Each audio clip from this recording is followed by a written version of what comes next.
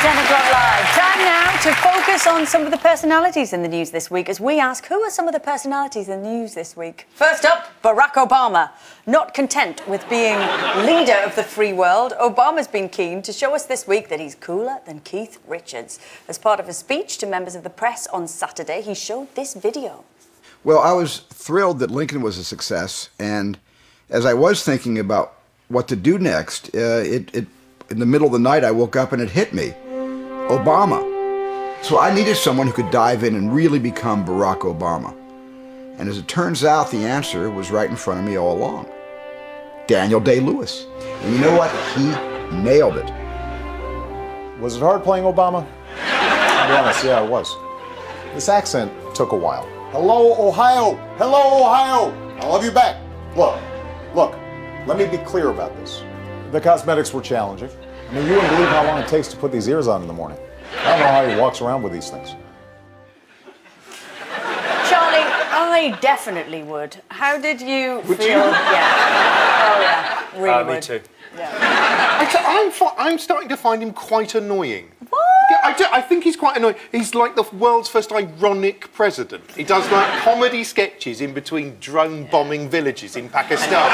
It's like he's probably hoping North Korea doesn't kick off because he's penciled into guest host Buzzcocks. And he didn't jump out of a helicopter. The Queen jumped out of a helicopter. Yeah, he can't do that, can he? He's trying to copy the Queen, but he's afraid of heights. All right, well, let's have a little look at some more Obama magic. That wasn't just the spoof movie trailer that you just saw. As you can see from this speech, he's even mastered stand-up. But the problem is that the media landscape is changing so rapidly. You can't keep up with it. I mean, I remember when BuzzFeed was just something I did in college around 2 a.m. But some things are beyond my control. For example, this whole controversy about JayZ going to Cuba. It's unbelievable. I've got 99 problems and now JayZ's one. That's all right, isn't it? Yeah. Jimmy, you're the gag man. How would you evaluate that? I like it. I think he's he's incredibly charismatic and cool, and, he just kind of reminds you how difficult politics is, because he's got everything going for him and he can't get anything done. I'm fine with him telling jokes as well, as long as he doesn't come to, the Marlow Theatre in Canterbury. I'm fine. Stay off my turf. I don't think I got his jokes. Yeah. The first one was he saying that I used to think that a thing to do with computers is like a thing to do with drugs. Yes. Right. I'll be honest with you, you've not nailed the delivery. Almost all jokes. Where are you from? I'm from 1763. It's like working with the guy from Quantum Leap. You turn up every week and go, I don't know who JayZ is. How could I possibly know? Oh, I'm a man this week. Oh, good. David, OK, so things like the speech are all very well, but do we really want our politicians to be jokers? I think the trouble with politicians and jokes is if they're actually funny, and he's a great public speaker, and those I quite enjoyed those jokes even though I didn't understand them.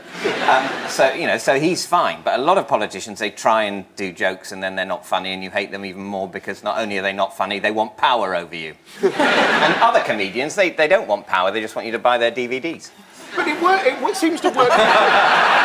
When it's like a Nigel Farage or a Boris Johnson, people like buffoons because they become bulletproof and they can say, I don't understand, and sort of... Boris Johnson could pretty much shit himself, couldn't he? And people just love him all the more. He is hoping that will be an easy week for us. OK, let's move on to Tory hardman Ian Duncan-Smith, who's been making headlines with his benefit reforms.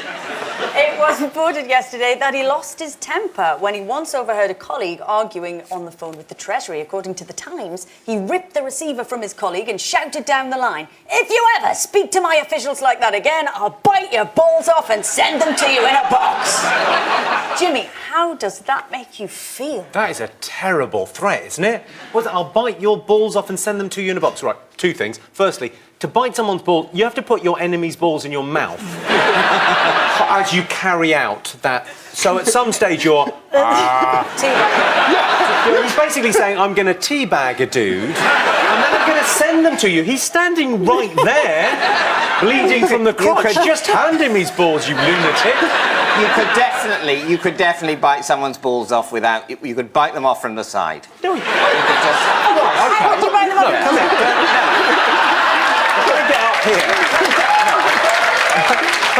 to teabag you. No. I can see.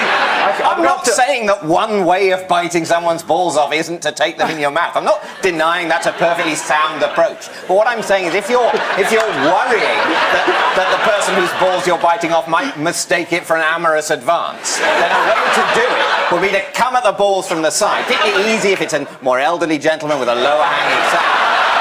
Come at them from the side. Push them, knock them, but There we go. Yeah, bite them